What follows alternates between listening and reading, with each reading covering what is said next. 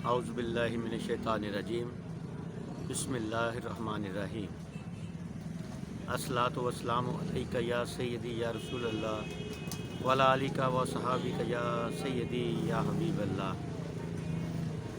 میں ہوں شاہد چشتی۔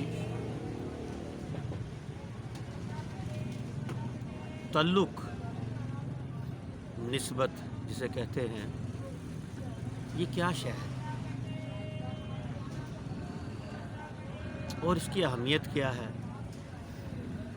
جو تعلق جوڑ رہا ہے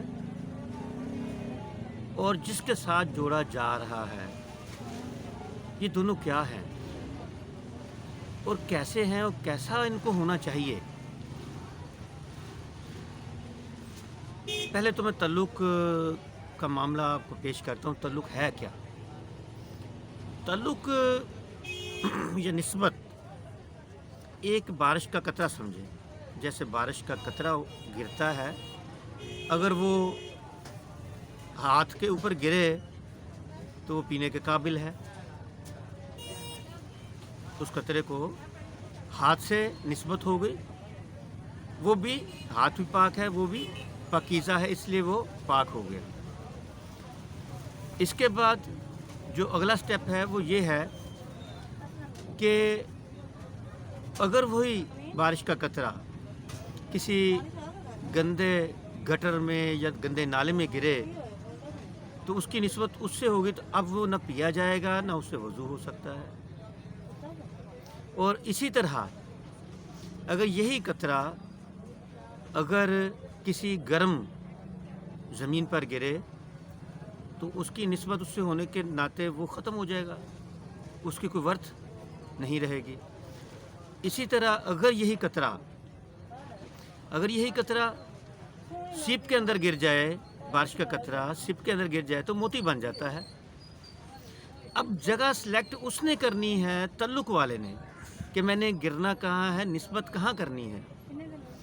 اب دیکھیں، کیل ہے، وہ پانی کے اندر ڈال لیں تو ڈوب جائے گا، لیکن اگر اس کو لکڑی کے ساتھ ٹھونک کر پانی کے اندر ڈالیں گے تو وہ تیرتا رہے گا، اس کو نسبت اچھی مل گئی۔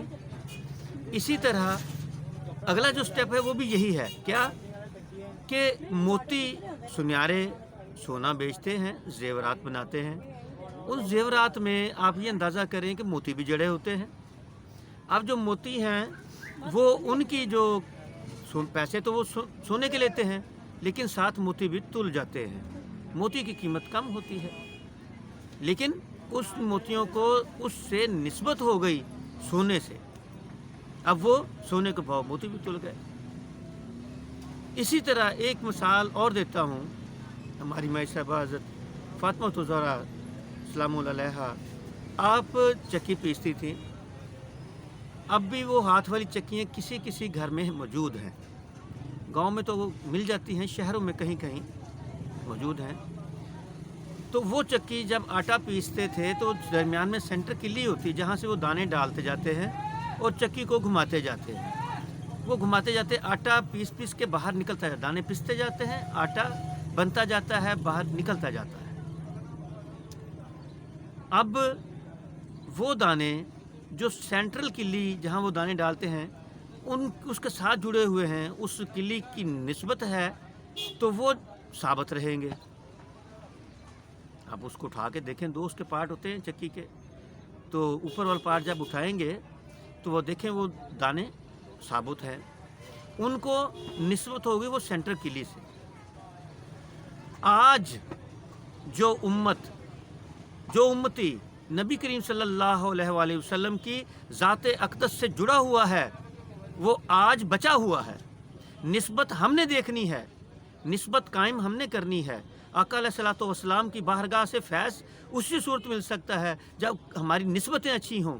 آپ سے نسبت اولا رکھنی ہے اور نبی کریم صلی اللہ علیہ وسلم پر درود و سلام بھیجنا ہے۔ اللہ تعالیٰ فرماتے ہیں، ان اللہ و ملائکتہ یصلون علی النبی یا ایھا الذین آمنوا صلوا علیہ وسلموا تسلیما۔ کیا؟ ان اللہ و ملائکتہ یصلون علی النبی، میں اور میرے فرشتے، اللہ پاک فرماتا ہے میں اور میرے فرشتے نبی پر درود بھیجتے ہیں. یا یولوزینا، اے لوگو. جب لوگوں کہا تو لوگ سارے متوجہ ہو گئے اللہ کی طرف. پھر اللہ نے کہا آمنو، جو ایمان لائے ہیں. یصلون علی النبی، جنہوں نے نبی پر درود بھیجا ہے اور اس کے ساتھ سلام بھیجا ہے. اور اللہ اور اس کے فرشتے صرف درود بھیجتے ہیں، سلام نہیں بھیجتے. مومنوں کو کہا گیا ہے تم درود بھی بھیجو اور سلام بھی بھیجو. ٹھیک ہے. اب سلام کیا ہے؟ وہ سلامتی کا ہے کہ میں جب کسی سے کہتا ہوں السلام علیکم کہ تم پہ سلامتی ہو، آپ پہ سلامتی ہو، تو وہ جواب میں کیا کہتا ہے؟ وعلیکم السلام، آپ پر سلامتی ہو. تو نبی کریم رؤوف الرحیم صلی اللہ علیہ وسلم، آپ جب صلات پڑھا جاتا ہے تو آپ اس کا جواب دیتے ہیں. اللہ اور فرشتے ان کو ضرورت نہیں سلامتی کی، وہ تو اللہ کی تعالیٰ کی ذات اقدس تو اپنے بندوں کو سلامت رکھنے والی ہے. تو اس لیے اللہ تعالیٰ نے اپنے نبی کے ساتھ درود و سلام والا معاملہ رکھا کہ جو میرے بندے ہیں، ایمان والے ہیں، وہ درود و سلام پڑھیں. تو نسبت آپ نے دیکھنی ہے کہ نسبت آپ نے اچھے لوگوں کے ساتھ کرنی ہے. آپ نے تعلق جوڑنا ہے. بارش کے قطرے کی مانند کہاں گرنا ہے؟ کس کے ساتھ تعلق جوڑنا ہے؟ نیکوکار کے ساتھ یا برے اخلاق والے بندوں کے ساتھ؟ آپ نے دنیا کے اندر کن لوگوں کے ساتھ رہنا ہے اور کن لوگوں کے ساتھ نہیں رہنا. آپ کی نسبت جس کے ساتھ جڑ جائے گی آپ ویسے ہی ہو جائیں گے. تو یہ اللہ تعالیٰ کی ایک کرم نوازی ہے، مالک کی رحمت ہے. اللہ پاک ہم سب کو اچھی نسبتیں عطا فرمائے اور اچھی سوچ اور فہم اور ادراک کی صلاحیت عطا فرمائے، اور اس معاشرے کے اندر اچھا انسان بننے کی اور اچھا مسلمان کامل ایمان کے ساتھ اور کامل ایمان کے ساتھ علم نافع حاصل کرنے والا بنائے. وما علینا الا البلاغ.